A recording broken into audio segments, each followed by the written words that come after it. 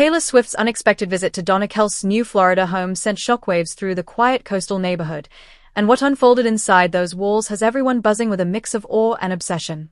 No one saw this coming. Not the Swifties, not the neighbors, not even the tabloids who track her every move like hawks. When her private jet touched down at a small airstrip just miles from Donna's waterfront property, it wasn't with the usual circus of security and flashing lights. Taylor stepped off in a soft blue hoodie, ball cap pulled low, gripping a duffel bag like she was just another 20-something crashing at a family friend's place. But this was no ordinary visit, and the raw, unfiltered moments that followed proved Taylor's playing a different game, one that's got fans tearing up and cynics eating their words. Donna Kelce, the NFL's favorite mom, had just settled into her new Florida digs after years of splitting time between Kansas City and Cleveland.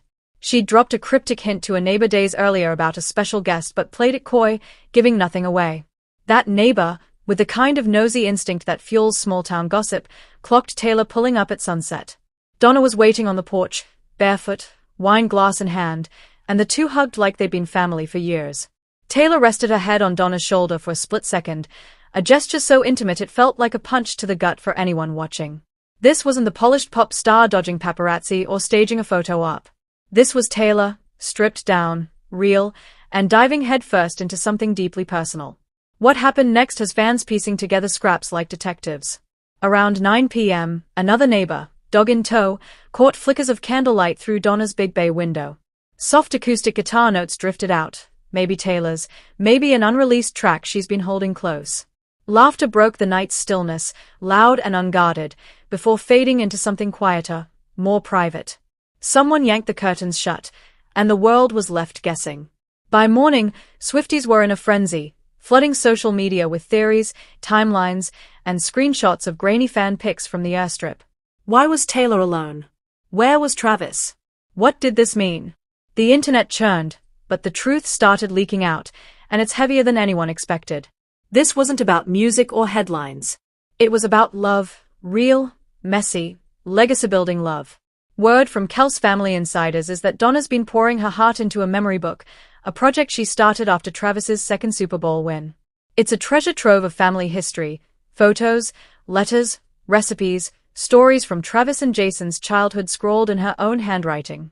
She wanted Taylor to hear it straight from her, to sit with those memories and feel their weight. This wasn't just a visit. It was a passing of the torch, a quiet but seismic "you're one of us now." With the NFL season looming and Travis deep in training camp, Taylor didn't wait for a group trip or a public moment. She flew solo, not because Travis couldn't make it, but because this was about her and Donna, two women carving out space to connect without the world's noise. Sources say they sat on the backyard swing at midnight, barefoot, sipping tea, talking under the stars for nearly an hour.